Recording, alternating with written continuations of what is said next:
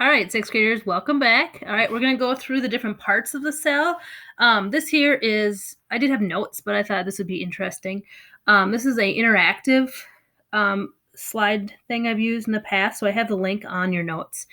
But this is just going to go through several parts of the cell. I'm just going to go over the main ones that you should probably know. So we're going to look at an animal cell. As you can see, it's kind of round in shape. And if you click on all these parts, it tells you what all of them are. So I'm going to point out a couple of key ones here in the next 5 minutes so that you kind of know what you should know. You basically know what they do, their function, and where they're located. You should be able to identify them. So there's two parts. We have the nucleus and the nucleolus. As you can see, there's two different parts there. The nucleus is going to have a membrane around it, and that membrane is going to help control what goes in and out. And this is where your DNA is found. And so this is kind of the brain of the cell, as oftentimes is known as.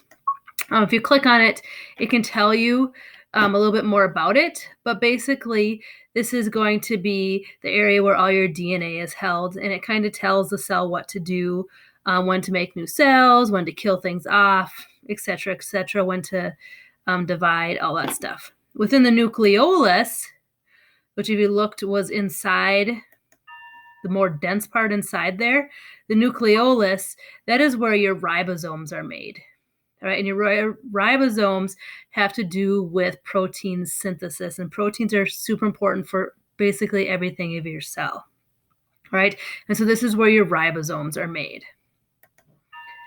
Another important one here is you have some other ones. I'm just going to click on the cytosol, but you're going to know that the cytoplasm, and that's basically like the goobly jubilee stuff, like the jello. So if you took jello and you put fruit in it, the fruit would be all the organelles, and then the jello part would be the cytoplasm, and that helps things stay in place. It helps things get around easily, and so that's important for the cell. It kind of gives it structure.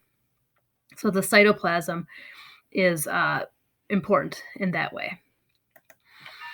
Let's see, the next thing, cell membrane. I know I'm not going in order, but just kind of going in their list here. The cell membrane here is the outside of the cell, as you can see. And that is going to be, like I said, like the screen of your window. It lets things in and out. It gets super complex. Some things can go in and out very easily, like water goes in and out very easily, but things like sugar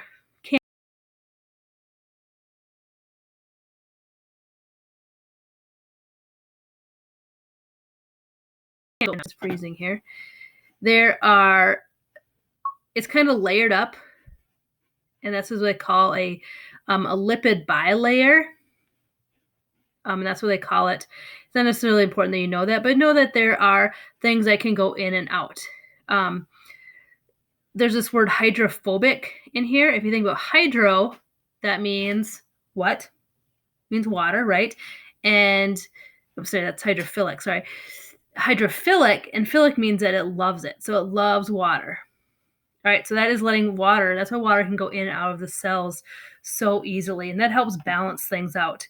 And you can see that every day is if you're thirsty, it means your cells need some water, right? If you crave salt, you probably have too much water, all right? And that's your body telling you things that.